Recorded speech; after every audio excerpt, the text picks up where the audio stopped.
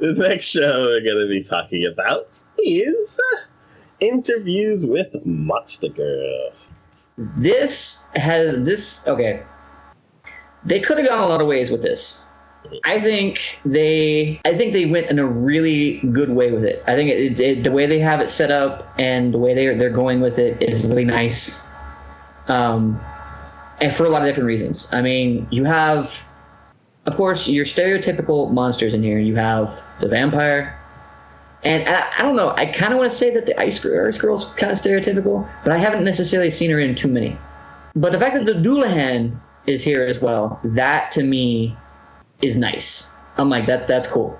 Because again, like we were talking about before in our first impressions of this, that's not something you normally see in a lot of animes. It's like, what, in the whole history of anime, I think 2 that I've ever seen that have ever had Doulahans in it. Yeah. So it's not a monster type that we see a lot of. Now, another thing I appreciate, they do have a succubus in this. That could have gone a lot of different ways, especially since we're in high school. That could have gone a lot of different ways. I like the fact that they made that character into one of the teachers. That to me is nice, because it's like, you could have gone way wrong in this, and it just would have been awful. Just absolutely god-awful. Anyways, the guy there, I think he's a good character. I like the fact that he's kind of has that self-confidence in him, but at the same time, he's a little bit awkward as well. And that kind of leads to nice situations. I also like the other characters as well. So far, I've only watched the first episode. So, I mean, we really only had a chance in the first episode to talk about the vampire and the Doulahan, pretty much. Yeah. And a little bit about the succubus teacher. That's about it. But the succubus teacher, I mean, she's not like, cause, you know, you'd think, oh, they might try to make her off as like the sultry little minx or whatever. Like, no. She's one of those, like, no, don't everyone touch me. No, you stay away. I don't want to cause any issues. I don't want to cause any problems. Stay back, you know. And I like that. I think that's awesome. I think that's a good way of putting that out there without making it bad in any sort of way. And then also, at the same time, you know, like the vampire, I like the fact that there's kind of like a little thing going on there. Like, they're starting it. And they could have done something really, like, off the wall or wrong with that one as well. But I think that they're putting that little bit of interest in there at a nice pace. Mm-hmm. She has a curiosity at this point, but she's not overly much with it. So I like that. Yeah. And then I like the Doulahan too, because I mean she's kind of a shy character a little bit, and you can tell from the first episode that she wants to fit in with people. Yeah. But she also kind of wants to be able to be accepted as herself. And she realizes that she can't do that with normal people, per se. So I'm just from the first episode, it's caught my curiosity. And just like before, this is another, just like Gabriel Dropout, this is another like slice of life type anime.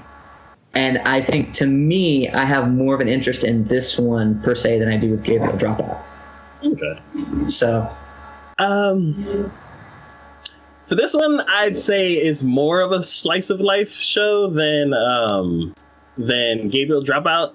Gabriel Dropout is more comedy than has a lot more comedy than this one. I don't want to say I have a favorite character yet, because I've only seen the first episode, and like the vampire was like the main focus of the first episode. Mm-hmm.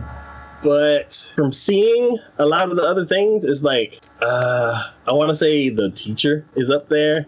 The vampire is up there. And for the Doulahan, I don't know, she seems a little boring to me. Like, I see how, like when a lot of the other characters were talking, and she was just kind of sitting there, like looking back and forth. I feel like, I don't know if... To me, I think it's just because she has that shy characteristics where she's not, like, she's not sure about herself. Mm-hmm. So that's why I'm not down her yet. If she can't break out of this, like, if I don't, because like she's already set up a meeting with the dude. If she can't like become a little bit out of her shell and become a little bit more herself, then I'm probably going to be with you on that. But for right now, I'm withholding judgment with it. But go ahead. Yeah. And I think I'm not sure if part of the conversation that the two characters were having was because she knows nothing about it because she doesn't like hang out with a lot of people, or if it's just her being she's like a passive participant. Like she's always there, but she may not be taking part of the like main conversation. Yeah. It was kind of funny to see her get excited when they were she was trying to the vampire was trying to get her to talk to the teacher, and like they were hiding outside his door and got really it was so loud. I'm like, you can definitely hear y'all. Oh yeah, but I mean, I think again, there's a lot of ways. Like the main focus is obviously going to be on the guy, because I mean he's kind of the one he's the key element to everything. Yeah. But he could have handled that in many different ways. I appreciate the way he did that. Yeah, he went right along with it. He played right along with it, and his reply was heartfelt and honest. I appreciate that. Yeah. So.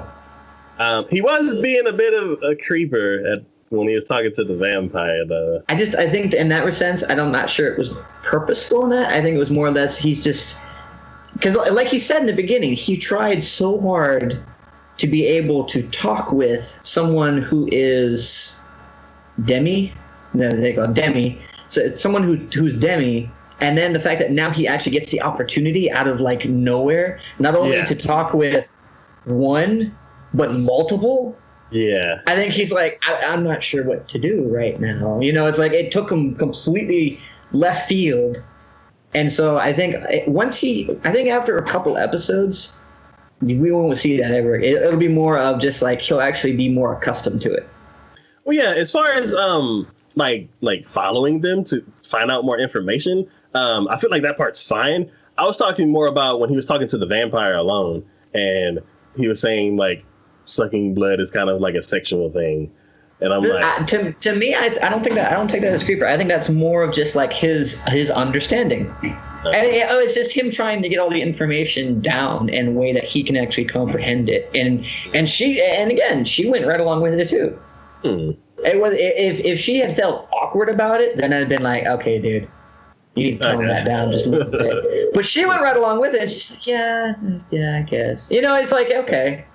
I mean, it seems like, I mean, if you were interviewing someone who you had no idea what they were worth, what they did, how they did it, I mean, you're going to ask probably some awkward questions or whatever. But, hopefully the person that you're with is actually going to be just like she was and just be kind of honest, be like,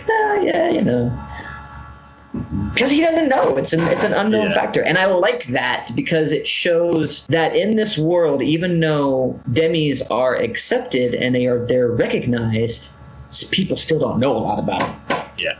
So they're all sitting here going, and that's nice for you as the viewer because, again, it's teaching you right along with everyone else.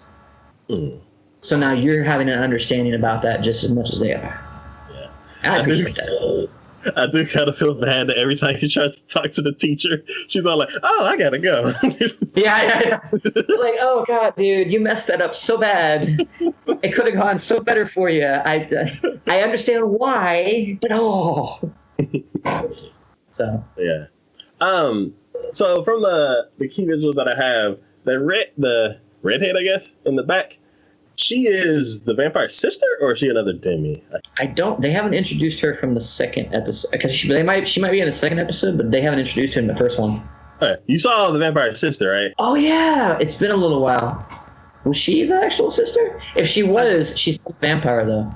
Yeah, that's what I'm wondering. I'm like, I guess because she's even just because she's the sister doesn't mean that she's going to be a main character, but I'm just curious if she's going to be around a lot. And well, I mean, if they start to really develop any sort of like feelings for each other, I don't know. I see this as potentially, and I'm not sure how I feel about it per se, but I see this potentially going into like a harem situation.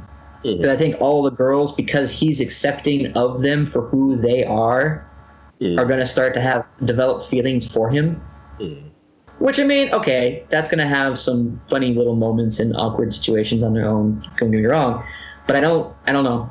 I think his curiosity about them. I would like to see it be unabashed and just be as it is, as he's just trying to learn more about them.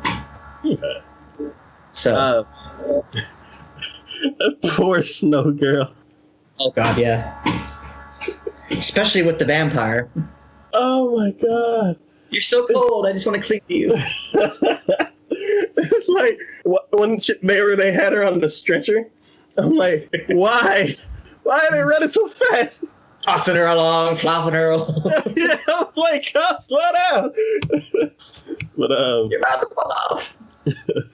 But yeah, I'm curious to see what the Snow Girl is like. I'm hoping what I think is not already her character. Like I want something more interesting about her, where she's like the weak character that's always gonna get hot and pass out. I don't know. I want some. Well, I think in that case, she'd probably appreciate going to see the professor, I guess. Yeah, a lot more, is considering the fact that his lab is dark and probably at least a little bit colder because he's always wearing that lab coat. Yeah. So. Okay. I don't know. We'll see. I'm hoping like it develops more. I'm hoping there has more interactions between all of them. Mm. And generally, I'm looking forward to just kind of learning what types and how they portray each one of these. Because I mean, they've already, like in the very beginning when he was talking to her about the stereotypical vampire myths and everything, she basically debunked all of them. Mm. So I mean, that really sets a precedence of you going, okay, so this, and this are completely nixed, wrong. Yeah, and some of them may be like completely wrong, and then some of them might be true, but they're not as important. Like having to suck blood all the time. She's like, well, I get this one thing a month, and like, I see, really... and that sets a precedence, and I like that because now it's like, okay, this is what's differentiating them and this anime's vampires from all the other ones. Yeah. You know, and I'm curious how they're going to handle that with like the Ice Girl, with the Succubus, with, you know, the Doulahan, all that. Like, how are they differentiating themselves? And we're going to learn about that. And I'm okay with that. I want to know about that. So, like, so far we've seen 4 different types. I want to know how many types there are out there. Yeah. And if there are only 4 types, I need a reason why. Like, for me to like completely just dive into the world, I either need many types, so there can be like an X-Men kind of reason why it happens, or something about the world to where I know that there's only 4 types and why. Because I don't know. I mean, there's a lot of potential for it, and I think they can have a lot of different ones that come into it. So again, I'm definitely curious about that. Yeah, because like the 2 sisters, they said they're fraternal twins, right? Yeah, I think so.